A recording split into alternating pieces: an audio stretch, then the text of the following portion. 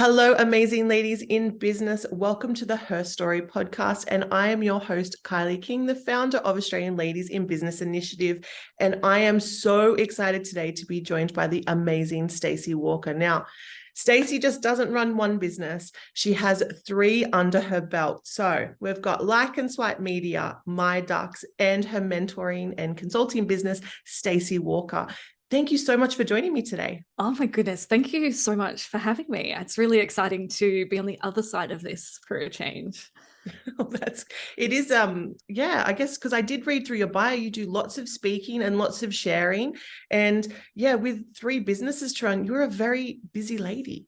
Well, I reject the term busy, and it's not like, it's just such a funny thing that I feel like there's always more. I can always do more. I am a time manipulator, so that's how I can get so much done in the hours that I have. My sister finds that to be absolutely hilarious because she sees time in a completely different way than I do. But when people say, "Oh, you must be so busy," or "You're too busy to do this," I'm like, I'm never too busy to do anything.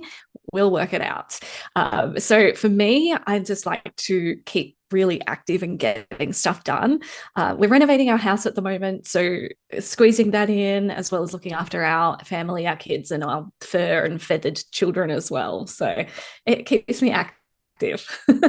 I love that phrase, time manipulator, because it just gives it a really good ring. I really love that. That's really. Oh yeah, yeah. I've done classes on how I see time, and I reject the term time management in a lot of ways because we all have the same time available. So it's not about managing the time, it's about managing our productivity with the time that we have available. But that's a whole different subject. It's a whole thing to check out on your podcast. So if anyone wants to check out on your podcast, where would they find your podcast? We are on Apple and Spotify and on YouTube as well, just on my YouTube channel, which is Stacey Walker. And it's the Amplify and Align podcast with my amazing sister. She's a business astrologist and her name's Michelina Knight. So we co-host that together. Oh, beautiful. Awesome. So what got you started on your business journey? Well, I think back to my first ever job, which is quite hilarious. Most people's first job is in takeaway at like a Macca's or a KFC. My first job in high school was a costume designer for a dance company. And the reason I fell into that is because I was really passionate about costume creativity and art. And I donated some of my designs to trial on stage. And they were so well received. They looked amazing. The dancers loved them. And so they invited me on for a few seasons to design costumes. And that's really where I rejected the idea of traditional employment. I always wanted to be a creative. And somehow in life, I fell into corporate, as most of us do. I really had a business mind, so I wanted to learn more. And I got an apprenticeship in business. And from there, got into sales. And oh my goodness, the sales training that I did, and I worked in sales for a very, very long time across a few different industries. And how the public speaking was sort of the first thing in my career, as you know, my self-employed journey came about, was basically because I'd run a few different businesses on my own and I'd had good success with that. But the training that I'd had in sales, rapport building, communications, it was all things that I felt worked but felt really gross. And so I was invited to do some speaking on networking online, and it kind of just blew up from there. And yeah, over the time, I got a diploma in graphic design as kind of my first my first part of education. And then went on to do a diploma in social media marketing as well. And yeah, I run a few different businesses, all under media communications, graphic design, and yeah, have a lot of fun with it. Do you have a favorite out of your businesses? Well, I guess not, because they're like picking a favorite child. Maybe not. So yes. We don't mention that. Oh my God, that is a really cool question, because immediately I went, my babies. Yes. There are parts of all of them that work together so well. So it's not like, we used to run a renovation and tiling business. Obviously, my husband was the main contributor for it. I just did all the back end and socials for it. That was totally unrelated. But the three businesses that I'm currently working with really do feed into each other so well. But for me, it's always to be creative, to be able to tap into my art, the visual communication tools that I work with in branding and web design, and that all feeds through all of the different businesses. Awesome. So what has been your biggest challenge that you've found while being in business? Another amazing question. The one that really comes to mind, and whilst talking to a lot of people who are similar to me that work from home or are completely independent, I actually found at one point, and this was just a couple of years ago, just pre-COVID, and I got really lonely and isolated. And I really struggled with that. I was talking to clients all day, every day through this little, camera, and there wasn't a lot of human contact. And so for me, that was something that I really did struggle with and had to sort of explore a little bit. And I actually did go and just get a silly, fun job 3 days a week, just to help reframe my mindset. And again, that was in sales, and it was a whole bunch of fun. But then coming back into like leaving that, they knew that it was just a temporary thing. It gave me a sense of like I learned a lot of things from being back out in front of people and doing sales again. And it just re-sparked that flame. Like, no, I really have to go back to my conscious sales and marketing techniques and getting that out into the world. And it was so much fun. And then COVID happened and we were isolated at home anyway. So it was, it's probably been one of the biggest things, is learning how to manage your time effectively so that you have things where you're out and about and you're really mixing with people. I joined roller derby. It was something that I wanted to do for so long. And I thought, I could never bloody do that. I can't get up on roller skates and knock people over and race around. And so that for me was like a big connection to community and people. And I had so much fun doing that. And it was just finding that thing that I needed outside of work. I think that's so important, because we tend to be always in our business, worrying about the business or then worrying about things at home, that it's like, well, what are we doing for yourself to, I guess, reignite that flame to then want to keep going. So that's awesome. How are you going at roller derby now? Well, I have to have some time off due to injury. And it was a real struggle going from being out training 10 hours a week to then like, oh, I'm at home. I love my family, but there's only so much you can take, like being with them all the time and working a lot. And so I can't do that. I've just joined another community group, and I was invited to be part of the committee for that. And so again, I got community connection. I am able to put as much of my spirit and my creativity into it. So it's a bunch of fun. So I have had to shift that a little bit to look after my body for a little while. So now that we've discussed the challenges, let's flip the coin a bit. What about your achievements? Has there been one maybe standout achievement that you've succeeded with, or something you're still working towards? Yeah, I think one of the most exciting things that has happened, and I am one of those coaches who doesn't talk about the money. If you check out my content, you'll see like I talk about impact over income a lot in what I do and the way that I work with people. But I came from a pretty similar background to most people that I know, where it was a single income household, sometimes not even an income, welfare, living in housing department homes, really struggling with money growing up. And, growing up, that was something that I wanted to change and I wanted to fix. And I bought my first block of land when I was 19 and built a house. And like, I've just been so concentrated on building foundational wealth for myself so that I was comfortable and that my family was looked after. And recently I decided I wanted a new car. And I know this sounds completely surface level and silly. But I looked for months and months, and we were going to just get another Mumobile. I had a Santa Fe prior to this car, and we went to have a look at this family car at Jaguar, because I wanted to step up this time and get something a little bit more luxurious. And when we were looking at this family car, next to it was this little tiny sports car, and it was a Jaguar. And he opened the doors, and I had this moment where I just went, that is too good for me. Nope. I can't even sit in that. It had beautiful red leather interior. Everything was shiny. There were so many screens, and it was all just like amazing. And I all of a sudden, after all the mindset work that I've done around wealth and money mindset, I reverted back to, I can't have that because it's too nice. And for me, then having to go, actually, you know what? Like, I deserve it. I can do this. And I got in it and loved it, and we bought it. And it's sitting here at home right now. We've had it for a couple of months. And for me, that was a massive achievement because I've never been someone who's been about the external rewards for myself when it comes to those sort of financial things. And my husband was like, post it on, we had it for weeks, and he's like, post it on Facebook, like, let your friends know how friggin' cool this is that you got to buy this car for you. I bought it under the business. And, you know, it was nice to be able to say, like, I have that cash, I've saved up, I can afford this, and you know, to be able to buy it. And I was really scared about that. But then again, working through these mindset problems of, like, do I want to boast about it? And I did share it. And I shared it in my community group first with my beautiful community.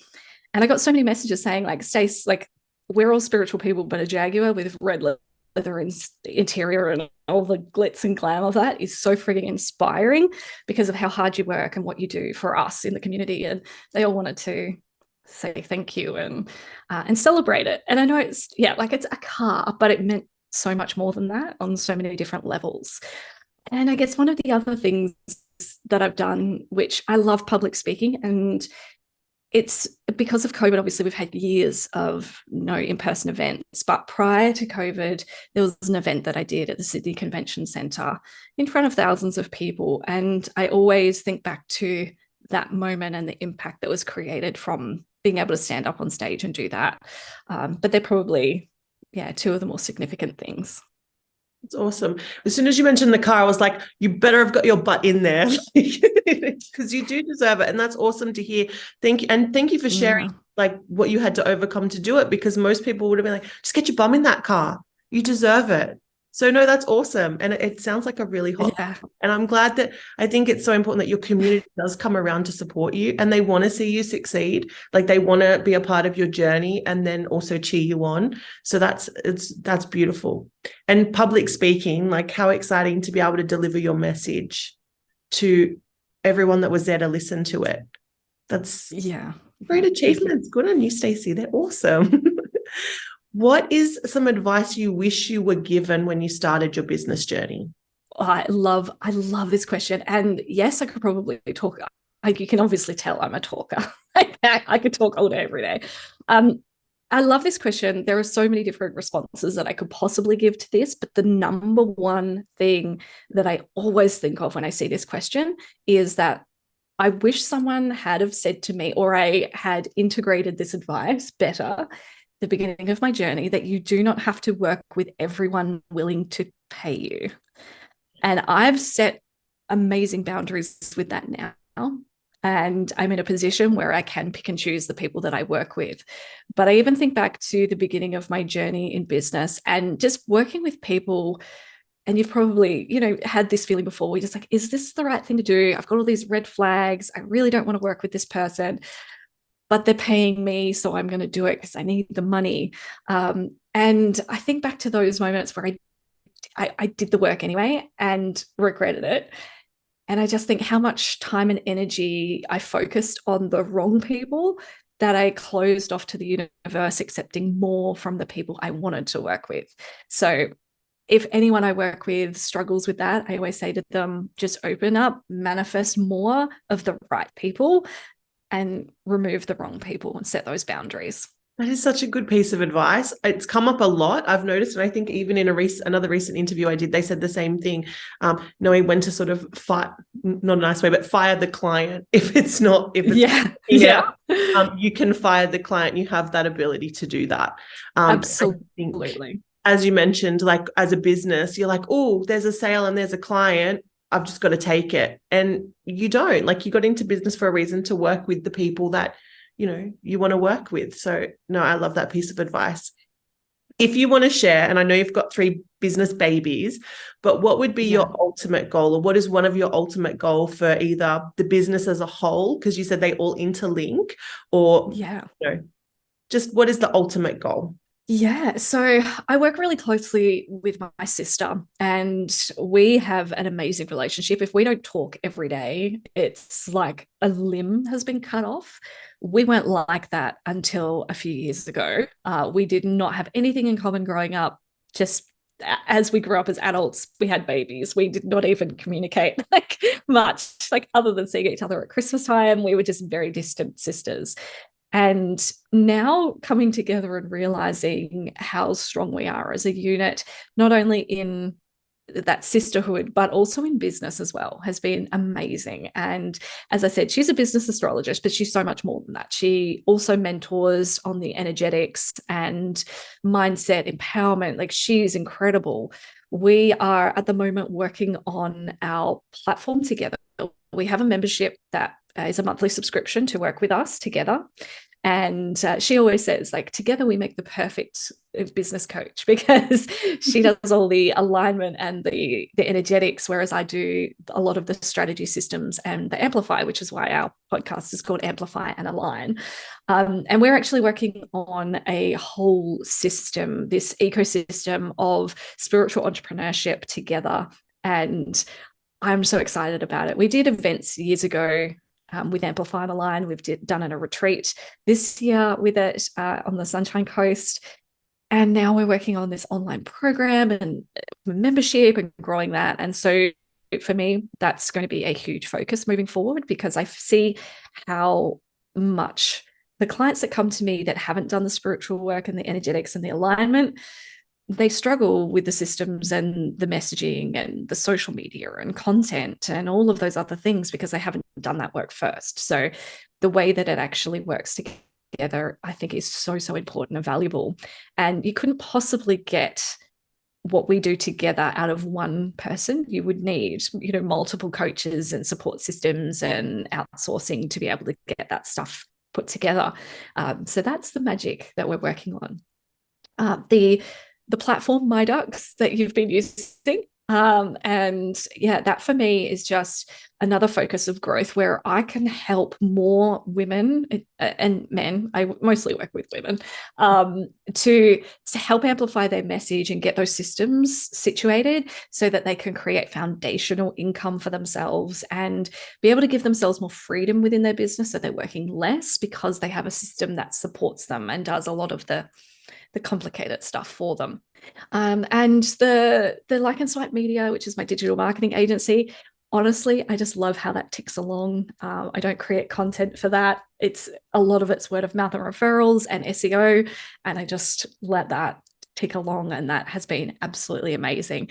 But came to a realization with that growth as well, like, how much do I want to grow that? Because I could put on 10 employees and do a whole bunch with that, but it loses its essence and its power if it's not me with my touch points on all the work. So that's where I made that decision to keep it as it is and to not focus on scaling that, just to keep that, just me with that personalized touch across all of it. Well, that's awesome. They're great goals across all of them, and I can see how they still link in. So each part with your ecosystem coming in with your MyDux system, with everything just humming along nicely. That's awesome. So you, as with all your digital marketing experience and all of your other experience with, you mentioned energy and all of that sort of stuff, what would be your advice or maybe a tip that you would give the listeners in regards to their business? Yeah, good question. Again, it's like the brain explodes with 500 different things.